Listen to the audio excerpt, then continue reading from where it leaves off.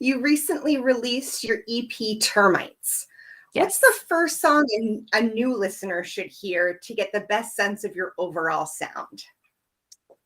Great question. I think probably the first track on the EP, it's called Kid A. What can we say about it? In order to get a sense of the sound, yeah, I think like we're in the like kind of like synth pop like 80s, 90s, and now reference zone, and Kid A is a good example of that. We're trying to be aware of our youth without like being too caught in like The nostalgia past. world. Yeah, Yeah. yeah. So yeah, I think that is the start of an answer. What yeah, I think the placement as the first track, I think that was right. It's like an intro. The organ to start it, like we're kind of like doing a lot of keyboard stuff. The organ is an important part of that song. So yeah. So tell me a little bit about how that song was born. Did it start with a riff? Did it start with the bridge, a lyric? How did it get started? Yeah. So it started with the organ. And this was actually before the band was even formed. I mean, really, the entire EP was produced. It was kind of like the way the band was born was with this music. But Kid A was one of the first songs, and we're kind of jamming, which for me as a musician, the way that I started was like through production, very in the computer. So I wasn't really like, oh, I'm just going to jam and write a song. But Tatum has that background. So he was like, let's do this. He played the organ, and it was just like very evocative to me. The way that I describe it to myself is like this pine green melancholy, which is like you're in the woods, there's a bonfire, you see someone like your friend's older brother who you're totally obsessed with, and he will never speak to you. And you're just like, this is my life. I don't know. It really like brought back that feeling to me. And it actually reminded me of an experience that I had with someone that I had a crush on who was my introduction to Radiohead. And so that was kind of how the lyrics came to be, like Kid A playing on your speaker. I never heard that song before. And I really associated like the amazing feeling of finding this music with also my feelings about this person, and just the sense of like the music that makes everything change, and those experiences. So that's how it started. I had a feeling it was a reference. I'm glad to know I was right. Would you say that the songwriting on the EP is more autobiographical or fictional? Great question. I think it leans like 60% autobiographical, 40% fictional. Yeah. I mean, I think like for me so far, the best songs come from a feeling that you know and that you really do connect to. And even if over the course of the song it ends up you're thinking about other people, you're thinking about what they might feel like, I think you have to, at least for me so far, it's felt like I need to be connected to the feeling on some level. So yeah, I think that's a good. Yeah, I mean, as soon as I said it, I was like, I don't know if I stand by that, but definitely you have to be like, if you're trying, at least in my experience, and I guess this is similar to what you just said, so it's in our experience, if you're trying to write something that you are imagining someone will get into, it doesn't work. I need to write just exactly what your experience is, and maybe a little bit of like what you know, if you rewrite your history a little bit, if like you could rewrite history, what kind of went down a little bit. Totally. Yeah. Artistic license, but Sure. The feelings are real. Right. You're allowed to do that. There's nothing wrong with a little fiction. Totally. What musical influences do you find yourself pulling from when you write? Do you want to answer first? You want me to answer? Go ahead. I think my favorite album of all time is Vespertine by Bjork, and I had a long like kind of thread with that where I wanted to make these little buggy type percussion electronic sounds, and write about like the deepest, most heartfelt, like sometimes like past the romantic, like into just like this sort of other world of romance. And then I think it came to when we came to Mercyland, it came to this thing of like, oh, actually, I want it to be like a little harder and a little more kind of alt rock influence. So like I loved like in my teens, I loved like Chris Cornell. I was really into Soundgarden and then Audio Slave. And then also Gorillaz and just sort of like a lot of the quirkier, dancier stuff. And so then all of that kind of swirls together into something still in definition. Vespertine is always with me, like every day. Every time I return to it, I'm like, yeah, that's my favorite album for sure. Without a doubt. Yeah. And I think like really a lot of the best, I think in the formation of our band, returning to the music we loved as young people was really like inspirational. So like I loved emo music. I loved My Chemical Romance. I loved Fall Out Boy, and just like returning to some of that, those big hearted songs, those really like epic pieces. I think Route 42 to me is like an MCR song. It's just like, desperate end of the world situations. So yeah. Yeah, I always listen to a band's music while I'm writing the questions. And I was like, I was trying to figure it out. But now that you said Bjork and especially Vespertine, I was like, that makes sense. So if you're a lover of Bjork, I think you will really enjoy this EP. So it all makes That's so flattering. Yeah, thank you. Huge. I'm going to quote that.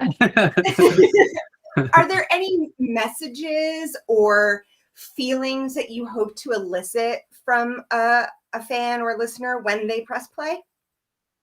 Yeah, I mean, I think I want to inspire the feelings that make me love music and that I connect so much to with music, which is a sense of like opening up into the huge chasm of your own heart and your own being. So I really think that message in Kid A of like when you heard the song for the first time and you knew yourself in a way you never knew yourself before, you felt possibility, but you also like all of those feelings. I think that's what we're kind of seeking. So like, yes, I want people to play this music at parties or whatever, but I think to me it's really like in your room, headphones on, looking out your window, like, yes, this is me. I think that would be amazing. Yeah, that's a good answer. That's a good answer for both of us, I feel. I mean, the other thing I'll add is like when you experience art that shifts your perspective, like it can shift your perspective in ways that you aren't aware of in that moment. And like there can be sort of pathways opening up for your future action and stuff. And I think like all art is political, and even very commercial music has political implications. And that's kind of what Mercyland is about. I think the word mercy is very important to what we are trying to get at. And so like the ideal listener is someone who hasn't heard that song before, kind of, and it's kind of like becoming, I guess I could say radicalized. Like there's just something important that will happen sort of in the long term as a result of the art that we're making. If the Termites EP was a soundtrack, what show or movie would it be in?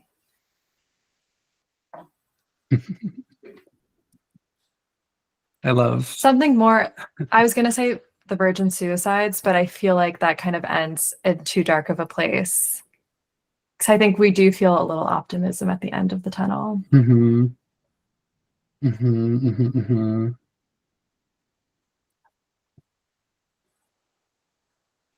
It could be, I don't know. So how long can you give us to answer this question? I can come back to you. It's fine. That is a trickier one because I think we don't. I'm sure when you're writing, you're not thinking cinematically. Yeah. It's interesting because It's interesting because so we, alongside with this EP, we made like a visual film, like a visual album to the EP. And actually your background right now is really reminding me of that film, because in the bedroom set, there's a collage, which is extremely similar and has like bands and stuff. So, so I think in my mind, I'm like, it's soundtrack soundtracks that film, that it is literally soundtracking. And the story of the film is kind of a lot of what we've been talking about, of like a girl in her room who kind of discovers a window to a new world, and that changes her perspective. Yeah, it's like I saw the TV glow. I saw the TV glow type beat. Or what's the For sure. challenge one? We're all going to the World's Fair. We're all going to the World's Fair. Yeah. These sort of like, they're coming of age in like a kind of in a bad way. Yeah. Well, I'm glad I could give you a point of reference too. Yeah, I love it. Your songs have this intriguing mix of like 80s synth, but it also has like a futuristic sound. If you could kind of create, and now I think I have a person you'd probably answer this question about, if you could create like your ultimate dream tour, who would tour with you? Wow. Totally. So many. I mean, would love to tour with Grimes.